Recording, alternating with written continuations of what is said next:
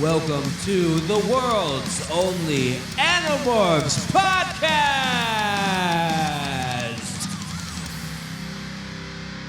You know, I wonder who ended up winning these sipper sweeps that they had on the end of this book. You know, first we had the get morphed sweepstakes that they had that we never heard of who the winners were. Now we've got a sweepstakes to win a little sipper cup, this thermos, basically. Do they call it a sipper cup? Yeah, well, it's a sipper sweep, so I guess, yeah. It's win a super Animorphs sipper and show the world you're ready to fight the Yerks. It's like one of those gym cups you saw back in the 80s. Can I see this? Yeah, dude. It's the... How much would you love to have this, though, man? Like, For real. I wonder if that's a Annie Collector. Yeah, on Instagram, Animorphs Annie Collector. I bet you she has that. Together we fight, dude. This is sick. Yeah, dude. Join us. I'd have totally taken that to the gym with me. Now I see, because this is your membership. Yeah, right. This is your original pressing of this book, and you Yeah. did not enter the contest because there's still the form for name, address, city, etc. No. Max did not enter. Did you ever enter an Animorphs sweepstakes? I think I in the back of the book? tried. I think I remember that we saw that I had at least filled out most of the previous one for the get You were yourself pretty- morphed. You were pretty hands-on early on in the earlier books. Now that we've gotten to book 9, Oh shoot! Ayo. I'm about to rip it out. By I remember accident, trying to that, look at man. it. That It's the poster that Animorphs comes in book postcard, 9. yeah. I remember that. You'd have to be very special for me to want to send you this postcard. Oh no, it just attached itself. Oh yeah, It's no I saw that longer come out. pristine. The glue in the book is like getting old. We got to get a pic of that for the Instagram page. Yeah, Does this it can be fold the out? episode pic, maybe. I love Yeah, that, man. It's the postcard. It's wide like a YouTube and it banner looks photo. like the kind of like rather the front for the Megamorphs one. It's definitely the same series of art. So what we're looking at, ladies and gentlemen, on the world's only Animorphs podcast, is a postcard that comes inside the original pressing. I like saying it like that. It sounds like a record. Yeah. The original pressing of book 9, the original printing. And it says Animorphs. We're definitely going to put a picture of this on our Instagram. And yeah, like you say, it's from that Megamorphs art time frame. So you have Jake, Cassie, Marco, and Rachel with Tobias up all top. in half morph, and then Tobias up top. No axe we see, No but axe, yeah. what are you going to do? This was printed before that storyline really developed, I guess. Is that the don't logic there? know what the logic Because is. he's also missing from the Megamorphs series, and I'm sure we will talk about think, this. / did talk about this during our Megamorphs stream, but someone morphs in the back of the book. Yeah, Did you notice that? We'll get did. there. We'll get there. We'll get there. Or we have been there. We've been there. In podcast time travel time. Yes. That's pretty cool, man. What are you going to do with that? I've been there at the same time. It's wonderful how this world works. Yes. What did you ask? What are you going to do with the With the postcard? postcard? I'm going to leave it in here, and it may end up being a new bookmark, I like that. to be honest. Book 9, ladies and gentlemen. Here we Memorabilia. Yeah, memorabilia aside. So what's going on in the Animorphs universe, Max? Get us up to We speed. were just fresh off the battle with the Valik coming out of Megamorphs. Then we hit it. Then we Axe phoned home Then in Axe book phoned 8. home E.T. style. He even read about E.T. He read the whole world almanac for whatever, I guess 97. Which is a part of the storyline that I don't kind know. of forgot about because he makes frequent references, right, Yeah, to like he- random human facts. Exactly. Like you're talking about the GDP of Guatemala and stuff like that. Not Is that something he necessarily does from now on? Am I right in assuming Yeah, that? yeah, so far. That's kind of like one of the Axe quirks. Honestly, that one could have been called The Secret because Axe had the whole Ciro's kindness secret, the whole book that they kept talking about until he finally divulged that at the end, telling his new friends that, okay, I'll let you know at least what's going on. I'm not going to give you any technology, but I'll tell you stuff that you can know. Axe's barrier comes down. So now here we are with Cassie in book 9. Book 9. She's facing some No personal place to run, challenges. Yeah, No place to hide. there you go. Some of the one of the main things on her mind that she tends to bring up a lot in this is like lying to her parents. That seems Yeah. to be a thing that she's worried about a lot. And She's then struggling a lot with morality in this book. morality, because as it goes on, it brings up bigger questions about humanity and predator versus prey and the food chain, The as it natural were. order. Yeah. The natural order of things. That's what it is. And so The circle of life. expected. That was beautiful, Max. Expectedly deep for a Cassie book. Cassie is probably the most insightful character. I see more and more, or I'd like to frame Cassie as Catherine Applegate. Catherine Applegate. Yeah, kind of like putting herself into a character. C.A. Applegate. Yeah. And I'm sure that a lot of that is accurate. Like how accurate that is, I don't know. I'll have to read some interviews or something like that. But it seems that way, right? When she made the comment about her last name being, it's kind of a nice last name, I was like, okay, Applegate. Applegate's pretty nice. I bet that is pretty nice to you. In chapter 3, this is a piece of narration that seems very specific, would have to be, to Catherine's experiences, where it says the raccoon had been hit by a glancing blow by a car on the highway. And she gets real detailed. A lot of the highway patrol guys know to call us if they see an injured animal by the road. The raccoon would be okay, thanks to my dad. But in the meantime, it had to be fed and watered and medicated, and its cage had to be kept clean. All of that was my job. It's like, that seems, like maybe something that Kay did, being a vet tech and everything like that. Exactly. What did you like the opening shenanigans when they morph into a rat right there in the classroom? No, it seems like someone should have been watching the door. I was like, why? Why did you both have to morph the rat? Like, I understand. A little risky. And what's funny is the direct comparison that she makes is one in which one stood lookout whilst the other morphed. She stood lookout while Rachel morphed elephant. Now, she should have Rachel stand lookout while she morphs the rat so that she could have warded off the dudes from coming and messing with shit in the first place. Because fully formed human Rachel is intimidating enough to keep all of those dudes out of there. There would have been no rat chasing. But, for the story. What kind of high school psychos go in with a broomstick and try to kill rats? From the actual science lab, like, no regard for the school property, no regard for the life of the animal. Yeah. No regard for the consequences if a teacher happens to come in and find them trying to kill the rat. And we never do find out what Cassie made on her project. We never find out how. No, yeah. Cassie How did. did she? That's what I had. I thought maybe I noted wondered. it. I noted it early on in the book, and I was like, How did she make up that grade now? We don't know. We don't know. What And was she the talks project? later about how she has homework to do that she doesn't do. So, and then there's one scene in this, I'm not sure exactly where, and we'll get to kind of a linear plot line here, but there's one part in this book where they they meet at the mall, and Cassie's like, no one can know we're friends because in case we're being watched. Right. And so we have to meet at the mall to seem normal. And so they're having like a normal day at the mall, but they're pretending. Exactly. It's like their whole life is a charade. Still trying to talk to each other about Animorph stuff while looking at stuff at the Gap and Limited and all of those other name-dropped places. All these classic stores, which some are still around, some are not. I'm sorry, I'm still convinced they had some kind of an endorsement deal with all these. Yeah. There's a nice dynamic that is cemented in chapter 3 also, when Rachel pats Marco on his head. And she says, "Don't worry, I don't look down on you for being short, Marco. I look down on you just for being you." Marco grabs his chest in pain. And Xena puts another spear in me. Honestly, That's good stuff. that's one of the other things that the TV series actually did kind of well. Those two actors, Marco and Rachel, did pretty well at their banter back and forth. I do remember the Marco actor in the TV show being pretty charismatic. Yeah, Real charismatic and guy. still kind of snide and sarcastic. Sardonic. I wonder what that guy's up to. Yeah. Got to talk to Full some of of these. himself. Got to talk to some of these actors on the podcast, man. You got to wonder, the TV actors. I'm sure they get asked for various Animorphs podcasts. What? I thought we were the world's only. Yeah. He questioned himself. I feel like Tobias is killing it as a hawk. He's like, Dude, so he's owning that sometimes he shit. hangs out with Rachel. He flies into her upstairs room and watches TV or reads things he can't do in the wild, human things.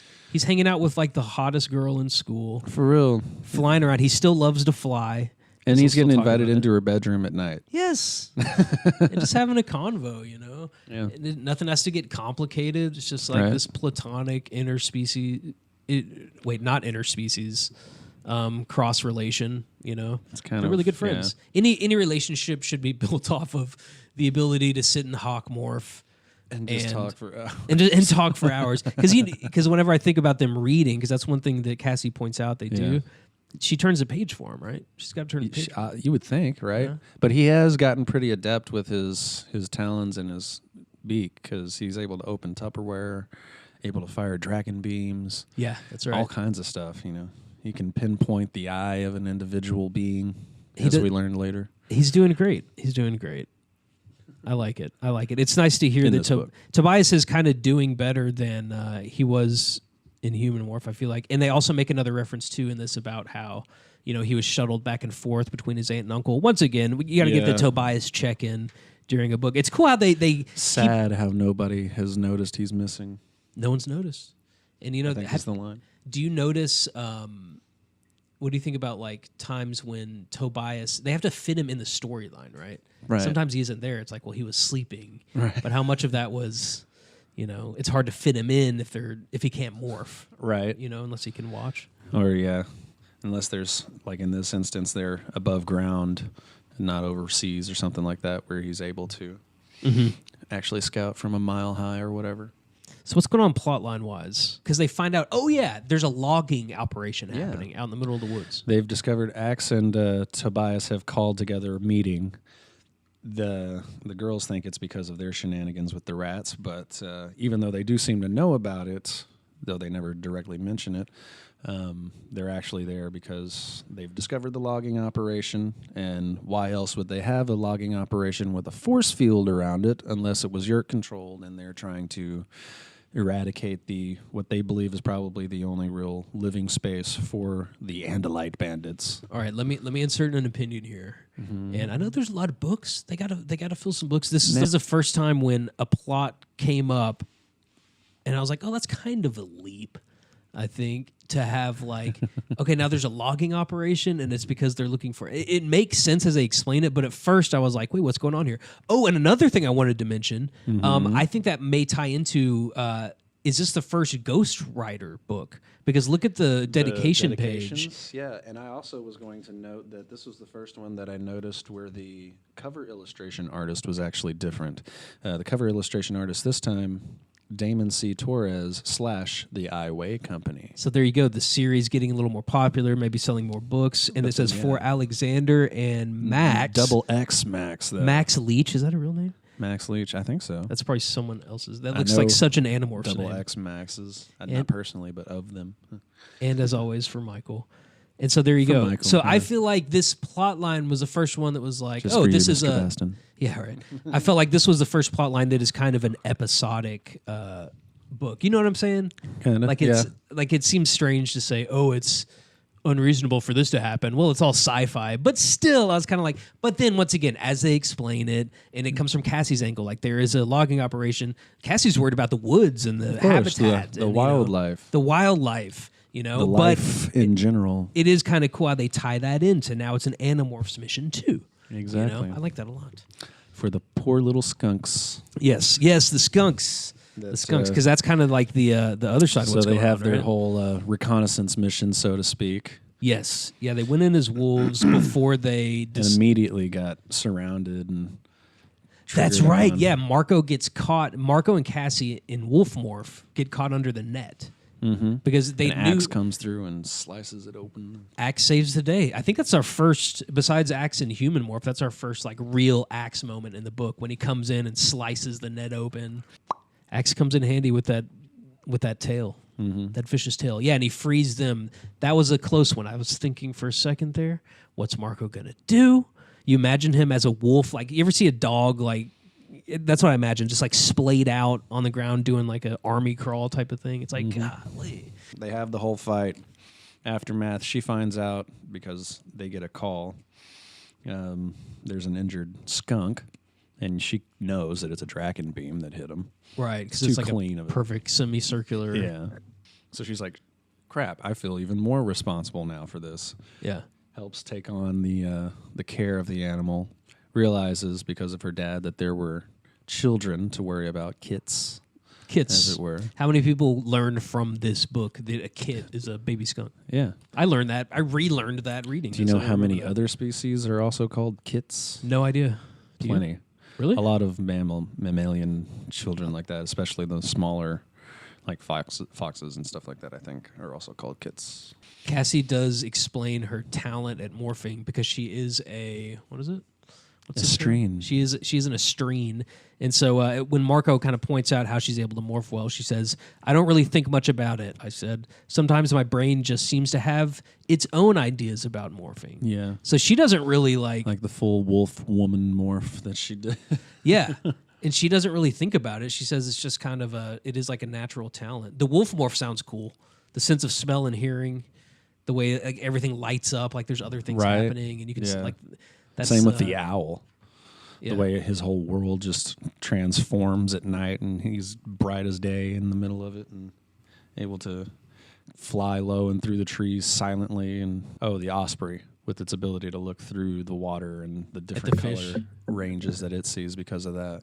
I love these classic Animorphs animal explanations. I think we take that for granted as what makes the series different from everything else is the description from the perspective of the animal. Right. It just, Really it's all gives becomes it's all just like a part of the books, but when you step back and you're like, oh, that's it, you're immersed as a kid with your imagination. Remember imagination? Remember when you had imagination as a kid and you could just put yourself into that position? Hey, here's a weird. What are you gonna say? That's what I love about these books. They put me back into that imaginative state for a moment. Totally. Can harken back to a simpler time. Here's a weird tidbit in the plot in Chapter 7 where Cassie's dad goes to meet with a cat food corporation. Yeah. Do you remember the name? Yeah, Tobias's cat was Dude. Yeah, and it's I was going to point that out to you, son of a bitch. I beat you there. That's great trivia. What is the name of the company that Cassie's dad has to meet with? Dudette Food Company. What do you think he's doing there? Is he he's on the board of operators? He's getting funding.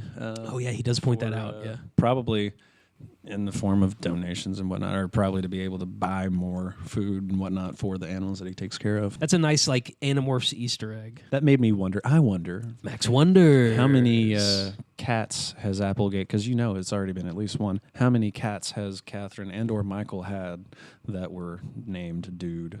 You gotta wonder throughout their life. I would imagine at least one. Has there been like a progression? Dude 1, Dude 2, Dude 3? Do they just like keep it rolling? How many people have named their cats Dude after the books? How many of you guys out there have a cat or a dog named Dude, or any kind of pet We wonder. named Dude? Let us know. Let us know. Great cat name. Okay, so Dude. Dude, It's a sweet cat name. one of the central One of the central points, the most memorable sticking aspects of this book is a termite morph.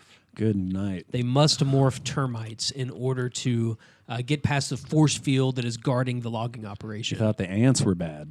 So that's exactly what it is. They bring up the ants, which they've probably come up in every single book since. What was it, book 2? Do you blame them? You get your body ripped in pieces. Yeah. Like No, it was book 5, wasn't it? Was it a Marco book? It's book 5, right? The ants. Yeah. No, that was when they needed the Z space transponder. Yeah, that was 5. Yeah, but that's so you think ants were bad. Apparently, termites have a lot more going on, and it's like the control that you're under as a termite, and like that pulsating rhythm of the queen's throbbing sac, and like the need to worship prime her. example of the female being the dominant here. Yeah, big time. One female in particular, but And of course, it's she the queen, babe. Yeah, right. I guess. Yeah. She is the queen, and Cassie charges her. She's able to break away. Cassie, the mentally, luckily she's able to break through the termite brain and charge the queen. And Convince the termite brain the queen is an ant. imagine being stuck in a termite morph, man. So are we gonna get more? Are we or gonna being get stuck as a skunk like she damn near got? That's right. Yeah, Cassie's really walking the line in this book, but she's going through her thing. I mean, what's the Well, she humanity? was wearing the black and white, so she walked the line. There you go. I like it. Yeah, Johnny Cash to our left. But what's the humanity aspect she's going through? Like, what's the sort of existential crisis that's going on with Cassie? She's having a problem with being both a humanitarian or ecologist and being an apex predator in the natural world. Yeah. And struggling to survive as one in certain situations at the cost of other beings. Because she's like, So it's an I internal kill- wrestle. I mean, and she's having. She didn't just kill the queen; she therefore destroyed that entire colony. So she's like, that queen's gone. They're they're pointless. They have no instruction. The poop that they eat now will have no remnant instructions in it. At least not after a certain point. I guess maybe before the queen's head, all those poops laid would probably still have instructions. But then they would end them to an end point where they would just stop. For termites, the answer is You just see all these termites come to a standstill. Post-apocalyptic termite world. So she goes from thinking about the termites as like a insignificant, I just killed an entire colony of termites, but I'm trying to protect these kits.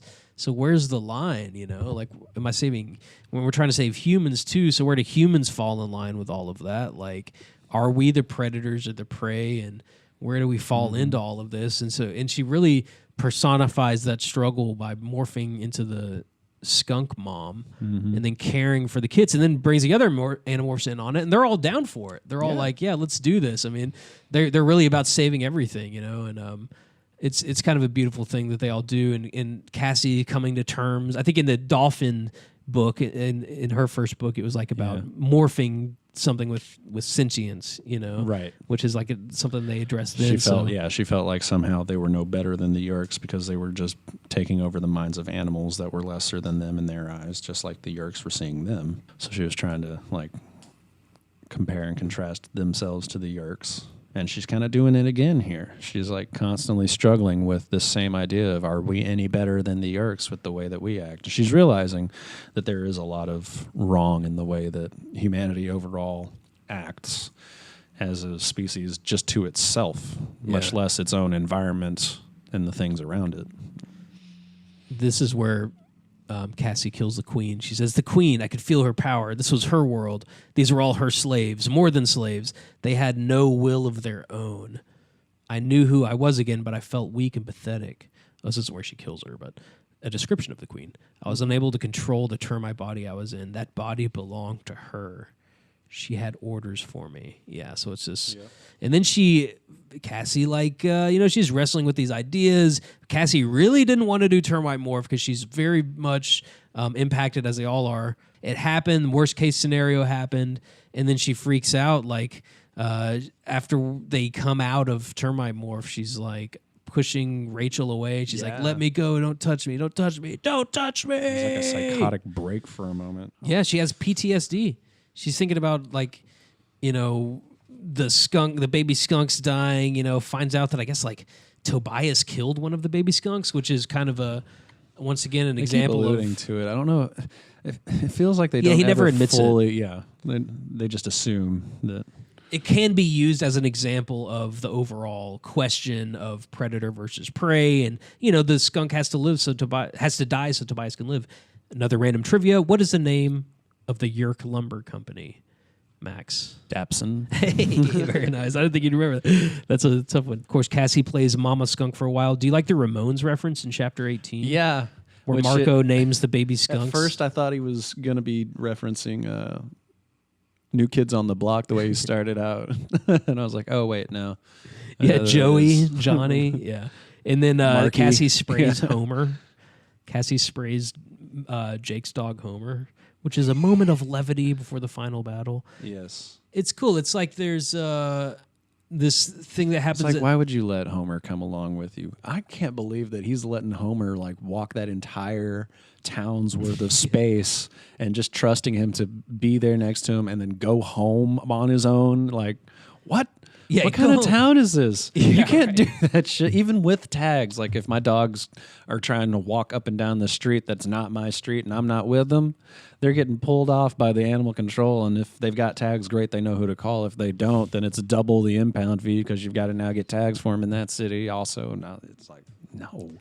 It's like Jake's like, Homer, you doggone dog, you followed me 12 miles here to where we are. Yeah. Yeah, and he is like, go also home, love go how home. they're just walking that distance in this strange universe where it's a big city at the same time as being a small town next to a national forest. I don't know. Yeah. You know, but once again, it's like, how is this story told to us? Is it through a prism of, you know, we had to change a couple of things, blur a couple of facts and everything. Right, yeah. So we got the final battle where some of the Animorphs seize control of the machines, these gigantic land clearing machines. Now there's this city official, right, who has to More vote. Earth movers. Earth movers, yeah. The city Like the official construction sites. who has to vote on Farrand. Farrand or whatever. Do you think what happened with him? He's knocked out in a room with Cassie. In a box. In a box. I remember. He went on to explain to other places, I'm not going to vote for them, and I was saved by a half girl, half a skunk spirit with beautiful girl eyes. Yeah, and that made me wonder. I wonder how they didn't put that together, or if maybe they just wrote it off to, oh well, maybe he thought the big Andalite eyes looked were like human eyes. A woman's he just saw human eyes. woman's eyes. He saw eyes that were not skunk eyes. So and then you were saying earlier that you liked how they tricked Visser 3 at the end with the skunk.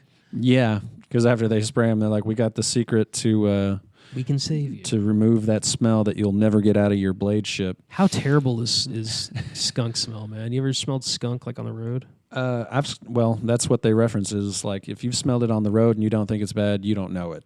Which that's honestly about the only way I've smelled it, other than like through a scratch and sniff that supposedly was skunk spray. But I've never had like up close and personal, like right next to a spray victim or been a spray victim or anything like that. It's a strange evolutionary. I've just smelled the after effect, and it doesn't smell bad to me. It smells pretty dank, if you ask me. The real thing's got to be worse. You know what I mean? It's got to be. I'm assuming so. Everybody says it is, but I guess until you experience it firsthand, you really can't ever know. The Visser staggered back, blinded and reeling from the mighty stench. The human controllers covered their mouths with their hands. Some even dropped their weapons. Yeah, and so they're like, "Let him go." I got the feeling that the humans had the least powerful nose in the group. Yeah, and apparently Hork-Bajir are able to smell. Yeah, that's something we find out here impressively. And I feel like the Andalites have a slightly better sense of smell than we do. It probably helps to compensate for their lack of taste. Yeah, as well as their additional eyes, but. Yeah, but like you mentioned, Axe mentions the smell on the blade ship, right? Yeah. It's like you're not going to be able to control that, which makes total sense. Which we also finally got our first human that dared to communicate with Visser 3. Go brave Cassie. It's what the battle called for, you know what I mean? Yeah. Cassie's kind of isolated in this battle. She's the only one that's separate. I like she it was when... ready for them with the skunk. Yeah. I like it when they're... when one Animorph is kind of isolated, like trapped or going through one thing, and the other Animorphs are doing something in the background to like save the day, and then it's like, you know, all of a sudden the Earth Movers started, and I saw that Marco and Cassie and Rachel and Jake were, you know, like working on something. It's always cool when they're off screen doing stuff. Sorry, you don't have to find the exact thing. I didn't mean like, like what's the exact Visser, line? I said, I'll kill the human. I said it almost exactly, yeah. Yeah, okay. That was Visser 3's weakness. He needed Farrand alive. That was the pressure point. By threatening to kill Farrand, I threatened the Visser's plan.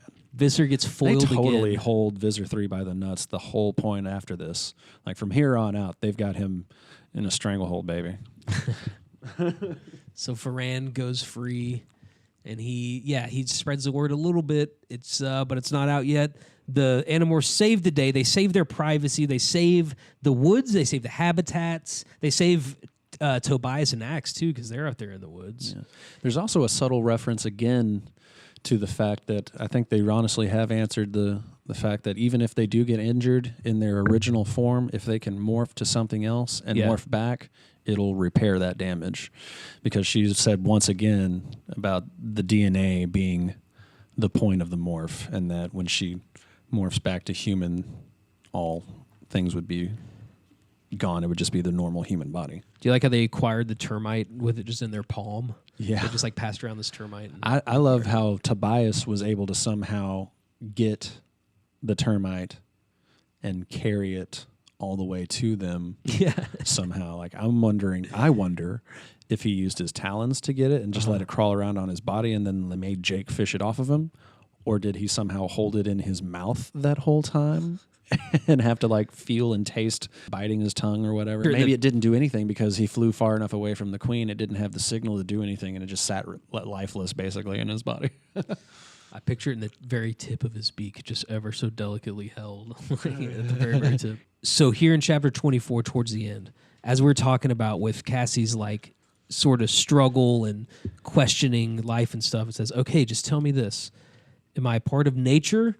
So I should just live by the laws of nature? Talking to Jake. Yeah, kill to eat, kill or be killed. Or am I something different because I'm a human? And then later on she says, you're right. Only one animal can help to save all the other animals. Only humans can do that. Of course, we have to save ourselves first. At least on our world. At least on our world. She says it's still too complicated, And but I think, the comparison that she made prior with like the Ellimist and even the Andalites compared to us, they are the humans to us. We are the animals to them. Yeah. We still, in some form or fashion, are that distant from them intellectually as we are from normal human or animals on our planet. Deep stuff. Cassie in the house with her pensive, introspective, what do you call it? Like complicated feelings inside that have to bubble to the surface. And this is Cassie's, kind of breakdown / breakthrough that she goes through. Yeah, she once again hits another point of change that still not sure if it's for the better or for the worse, but she's going to have to deal with it now. The book ends with, I think maybe we should have told Mr. 3 the truth, that it's tomato juice, not grape juice, that washes away the skunk smell. So you got a purple andalite. Well, I guess if you leave it on them long enough and you let it ferment properly, the alcohol that would eventually be created could help with the smell. Book 9, The Secret. What's coming up? Book 10, is that that's a Marco book. Yeah. Ooh. That's going to be cool, man. Ooh. We're going to find out some good stuff. I don't want to know anything yet. I'm staying blissfully in the dark, blissfully naive about this. I think I remember. No spoilers. What the android is about, and I think I'm very excited. I think I kind of do too. This is going to be a great episode coming up with Book 10 of the world's only Animorphs podcast. Max, do you have any last thoughts before we end the broadcast? I wonder how many other species out there outside of termites receive instructions on how to act based off of feces that they eat Dung from beetles. their fellow. At least It's got to be, right? They use it as packing material. Oh, yeah. But I don't know. They might use a little bit for nutritional value. I don't know. Or information. Hey, don't knock it till you try it, I suppose. Maybe that's what we as humans are missing in the evolutionary chain. Maybe we need to eat each other's feces to fully understand one another and be empathetic with one another. That's nature, baby. Eat shit and die. Here on the world's only Animorphs podcast, as but always. Until then, together. We fight. I'm Max. I'm Michael. And together, we fight.